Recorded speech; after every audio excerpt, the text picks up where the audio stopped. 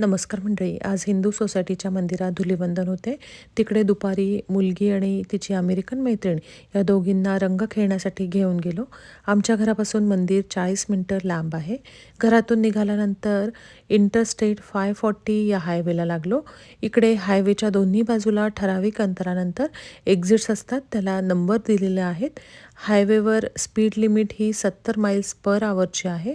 जेव्हा आपला एक्झिट येणार आहे त्याच्या थोडंसं आधीच आपण आपली गाडी राईट लेनमध्ये ठेवून आपला एक्झिट आल्यानंतर गाडीची स्पीड कमी करून आपण मर्ज व्हावे, कारण एक्झिट आल्यानंतर आपल्याला सिग्नल लागतात, त्यामुळे स्पीड कमी करावा लागतो. इकडे विशेष म्हणजे सगळे लोक ड्रायव्हिंगचे सगळे रूल्स फॉलो करतात आणि एकमेकांच्या मागे ठराविक अंतर ठेवून गाडी चालवतात. आणि इकडे आता सध्या वसंत ऋतू सुरू झालेला आहे, त्यामुळे चेरीजच्या झाडांना छान बहार आलेला आहे. रस्त्याच्या दोन्ही बाजूंनी ही झाडं आपल्याला दिसतात. आम्ही मंदिरात पोहोचल्यानंतर बघितलं तर तिकडे पार्किंग लॉट सगळ्या आपल्या भारतीय लोकांनी भरून गेलेला होता आणि गाडी पार्क करायला तिकडे जागा नव्हती, म्हणून आम्ही थोडीशी मंदिराच्या लांब गाडी पार्क केली.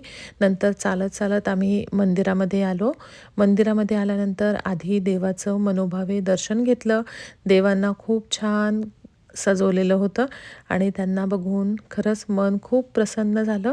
त्यानंतर मंदिराचा जो हा सगळा परिसर आहे तो खरंच खूप मोठा आहे आणि समोरच्या बाजूला हे मंदिर आहे, मागच्या बाजूला मोठा हॉल आहे, खूप मोठा असा पार्किंग लॉट आहे आणि सगळे जे कार्यक्रम आहेत ते कार्यक्रम मागच्या त्या हॉलमध्ये होतात आणि या मंदिरामध्ये आपले सगळे सण साजरे केले जातात.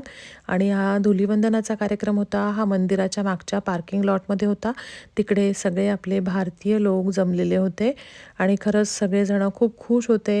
सगळ्यांनी रंग लावलेले होते, सगळेजण डान्स करत होते. तिकडे DJ सुद्धा सुरू होता. शाळा कॉलेजचे सगळे विद्यार्थी भरपूर इकडे आलेले होते आणि सगळेजण गाण्यांच्या तालावर नाचत होते. मुलींच्या मैत्रिणीला आणि मुलीला पण खूप मजा आली. त्यांची अजून एक मैत्रीण आली आणि ह्या तिघींनी खूप एन्जॉय केला. त्यानंतर माझ्यासुद्धा तिकडे मैत्रिणी भेटल्या. त्या भेटल्यानंतर मी सुद्धा त्यांच्यासोबत फोटो काढले आणि गप्पा मारल्या.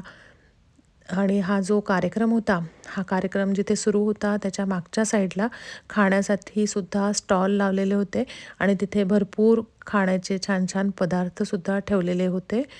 सगळं खेळून झाल्यानंतर शेवटी थोडंफार खाल्लं आणि आम्ही घरी आलो. धन्यवाद.